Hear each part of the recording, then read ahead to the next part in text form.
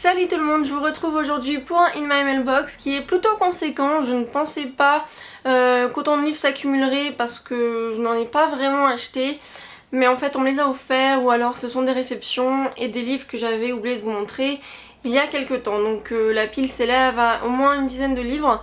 Ce qui est pas forcément très bien parce que j'ai essayé de faire descendre ma palle, mais c'est pas grave, on est toujours content d'avoir des livres. Donc voilà, passons tout de suite au In My Mailbox. Les deux premiers livres que j'ai à vous présenter sont deux livres que j'avais déjà avant le dernier In My Mailbox, mais j'avais oublié de vous les présenter parce qu'ils étaient déjà sur mes étagères et que du coup je les ai un peu oubliés, désolé les livres. Mais en attendant, les livres sont Angel Fall de Susan E, donc un livre qui parle d'anges, comme dit le titre, sauf qu'apparemment c'est une histoire d'ange pas tout à fait comme les autres, un petit peu plus vicieuse on va dire, un petit peu plus noire, un petit peu plus obscure. On me l'a conseillé à de nombreuses reprises, beaucoup ont eu un coup de cœur sur ce livre. Je l'avais offert à Noémie, elle a un avis plus mitigé, mais j'ai quand même très hâte de le lire pour m'en faire ma propre idée. Le second livre que j'ai à vous montrer c'est Carrier of the Mark de Lee Fallon, que j'avais trouvé sur The Book Depository. J'ai bien aimé la couverture, le synopsis me tentait bien, donc je me suis dit pourquoi pas.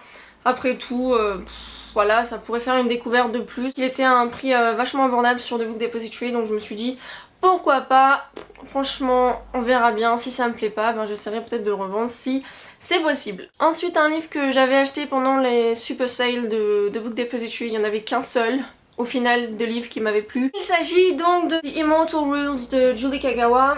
Et ce livre est déjà sorti en français dans la collection Darkies de Harlequin et le second tome est déjà paru en VO. Mais donc voilà, je suis très contente et j'ai hâte de le lire. Je pense me le réserver plutôt pour l'automne. Je sais pas, parce que bon, ça parle de vampires, tout ça. Donc ensuite j'avais reçu Cœur salé et Cœur coco de Cathy Cassidy, paru chez Nathan. Les couvertures sont absolument fantastiques, enfin je les trouve vraiment trop mignonnes. Malheureusement je n'ai pas les 3 premiers tomes, je ne les ai jamais lus. Une amie m'a envoyé les 3 premiers tomes en e-book, donc il faudrait que je les lise. Mais pour l'instant c'est vrai que c'est pas ma priorité, même si je pense que ça doit être une lecture assez légère pour l'été et assez sympa. Mais peut-être au mois d'août, je ne sais pas, on verra, étant donné que je travaille, que je vais devoir aller dans les transports. Qui sait, ce sera peut-être l'occasion de prendre ma liseuse et de découvrir ces Cathy Cassidy. Ensuite j'ai reçu Triangles de Kimberly Ann Miller, paru chez Spencer Hill Press. Donc là c'est une copie, je sais plus comment on dit en français, là non corrigée, enfin bon, bref. Et en fait c'est grâce à Noémie d'Il n'y a qu'un pas, on a tout un groupe de français où on reçoit les partenariats de cette maison d'édition américaine. Et en gros, Noémie l'a déjà lu et là c'est mon tour, je l'ai reçu déjà depuis je crois fin juin, donc il faudrait peut-être que je m'y mette. Mais c'est vrai que ce mois de juillet, j'ai eu pas mal de déceptions au niveau lecture. Et c'est vrai que je choisis un peu mes lectures en fonction de mon humeur, donc là j'étais pas d'humeur, donc je vais essayer, promis, de le caser au mois d'août. Donc les livres que je vais vous présenter ensuite sont des livres que ma maman m'a offert et qu'elle a acheté au marché. Il y a un petit bouquiniste qui vend des livres d'occasion et elle a pensé à moi et je la remercie très fort, ma petite maman c'est la meilleure. Donc les deux premiers livres sont Le Quadrille des Assassins et Un Tango du Diable de Hervé Joubert, paru chez Albin Michel Louise. Donc ce sont les deux premiers tomes d'une trilogie et les synopsis m'intriguent et m'intéressent vraiment. Et j'ai été voir les avis sur Goodreads et ils sont plutôt pas mal, surtout pour le dernier tome. Donc à voir, j'espère que ça me plaira. En tout cas j'adore les couvertures et je pense que ça pourrait être une lecture assez rapide parce que bon c'est quand même jeunesse, c'est écrit assez gros donc si ça me plaît un minimum ça devrait aller vite. Ensuite elle m'a pris Le Cavalier du Dragon de Cornelia Funk, paru chez Hachette Jeunesse. J'avais emprunté il y a quelques mois de Cornelia Funk Cœur d'encre que je n'ai pas eu le temps de lire, j'avais dû le rendre à la bibliothèque mais je sais que c'est une série que beaucoup adorent, une trilogie qui a vraiment fait parler d'elle il me semble. Et là je ne sais pas du tout si c'est un one shot ou part d'une série.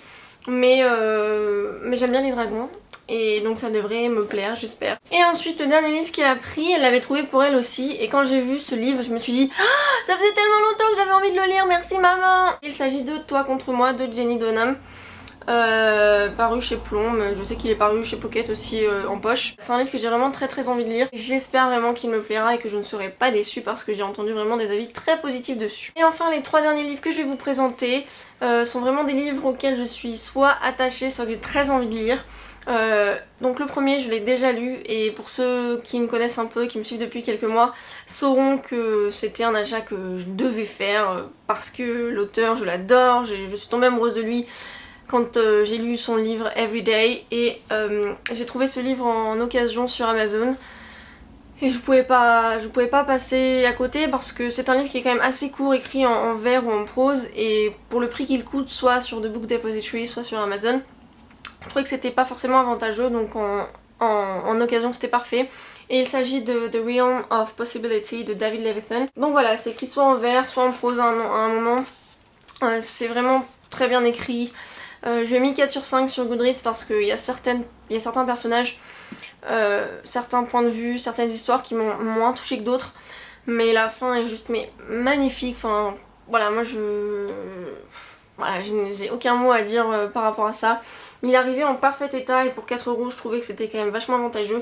Il y a juste cette petite trace rouge ici, mais bon, sur l'échelle... Sur l'étagère, ça ne se verra pas. Donc voilà, j'ai vraiment adoré ce petit recueil et je ne peux que le conseiller si vous aimez les plumes esthétiques, poétiques, philosophiques, enfin bref, je trouve magnifique. Magnifique. Et puis j'adore la couverture. Tout simple, mais voilà, en plus ça a un certain sens par rapport à l'histoire, donc voilà. Oui, j'adore. Ensuite, donc c'est encore des cadeaux de ma mère, je sais, elle est fantastique, mais voilà, merci maman encore une fois. En fait, on était à Leclerc et elle avait de l'argent sur ses cartes de Leclerc. Et du coup, elle m'a dit, bah écoute, si tu veux des livres, vas-y, par rapport au prix que les deux coûtaient ensemble, elle m'a dit pas de problème. Et donc le premier, il s'agit de Notting Hill with Love Actually de Ali McNamara, donc paru chez My Lady Romance. Et en fait j'avais très envie de le lire parce que le titre, la couverture et le synopsis m'avaient tout de suite tapé dans l'œil. Il faut dire que j'adore Notting Hill, le film, hein, Coup de foudre à Notting Hill, et Love Actually c'est 2 de mes films préférés que je regarde toujours, soit en période de Noël, soit en période de coups de mou, enfin vous voyez, quand on a besoin un petit peu de réconfort. Et voilà, j'ai super hâte de le lire. J'espère qu'il me plaira, que ce sera pas trop une déception. J'aimerais bien que ce soit du niveau de Lucky Arbor peut-être, que j'aime autant. En tout cas, c'est un très bel ajout à ma bibliothèque. Avant de vous montrer le dernier livre que j'ai à vous présenter, je voulais vraiment m'excuser pour la luminosité. Je me rends bien compte que c'est pas le top. Enfin bref, c'est pas grave, je vous prie de m'en excuser. Et en attendant, le dernier livre que je vais vous montrer, donc c'est un livre que je suis en train de lire. C'est aussi ma mère donc, qui me l'a offert à Leclerc. Et c'est un livre que j'avais envie de lire depuis un moment. Tout le monde, mais vraiment tout le monde sans exception en parlait. Les avis sont vraiment très positifs. Et c'est vrai que c'est une lecture parfaite pour l'été. Et il s'agit de Une île de Tracy Govis Graves qui est... Essayez de le dire vite, hein, franchement c'est pas facile, hein, Tracy Govis Graves, ça marche pas. Et donc voilà, une couverture absolument magnifique qui donne envie. Et comme vous pouvez le voir, donc je l'ai commencé. Mais je l'ai commencé qu'hier et j'en ai lu que 54 pages, donc je peux pas encore en dire trop. Mais non, c'est bien écrit, j'aime bien le rythme, j'aime bien pour l'instant les personnages. Donc on verra comment ça continue, si ça me plaît pendant toute l'histoire. Donc voilà, ça conclut mon IMM du mois de juillet. J'espère ne rien avoir à vous montrer au mois d'août, mais si c'est le cas, s'il vous plaît, ne me jetez pas la pierre.